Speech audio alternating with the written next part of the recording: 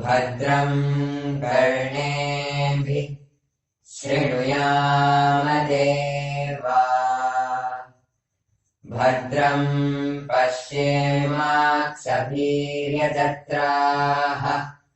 स्थिरैरङ्गैस्तुष्टुवागुंसस्तानुभिः व्यासेमादेवाहितं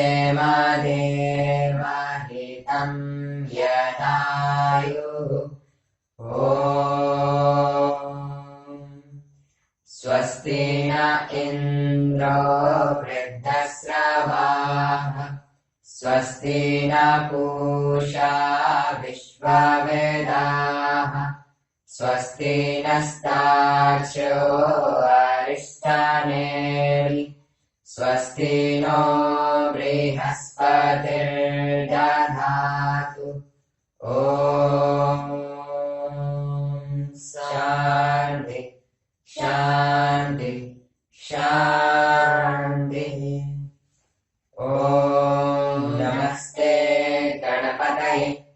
त्वमेव प्रत्यक्षं तत्त्वमसि त्वमेव केवलं कर्तासि त्वमेव केवलं धर्तासि त्वमेव केवलं धर्तासि त्वमेव सर्वं कल्पितं ब्रह्मासि त्वं साक्षादात्मासि नित्यं ऋतं वच्मि सत्यं वच्मि अवत्वं माम् अववक्तारम् अवश्रोतारम् अवदातारम् अवधातारम् अवानुजानवशिष्यम् अवपश्चात् अवपुरस्तात् अवोत्तरात् अवदक्षिणात् अवचोर्ध्वात् अवाधरात् सर्वतो मां पाहि पाहि समन्तात् त्वं वाङ्मयस्त्वं चिन्मयस्त्वं आनन्दमयस्त्वं ब्रह्ममयस्त्वं सच्चिदानन्दाद्वितीयोऽसि त्वं प्रत्यक्षं ब्रह्मासि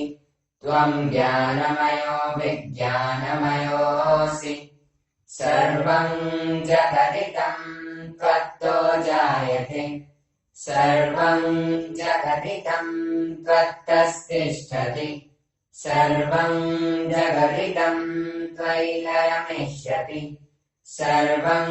जगदिदं त्वयि प्रत्येति त्वं भूमिरापो नलो निलो नभः त्वं चत्वारि वाक्पदानि त्वं गुणत्रयातीतः त्वं देहत्रयातीतः त्वं कालत्रयातीतः त्वं मूलाधारस्थितोऽसि नित्यं त्वं शक्तित्रयात्मकः त्वां योगिनो ध्यायन्ति नित्यं त्वं ब्रह्मा त्वं विष्णु त्वं रुद्र त्वम् इन्द्र त्वम् अग्नि त्वं वायु त्वं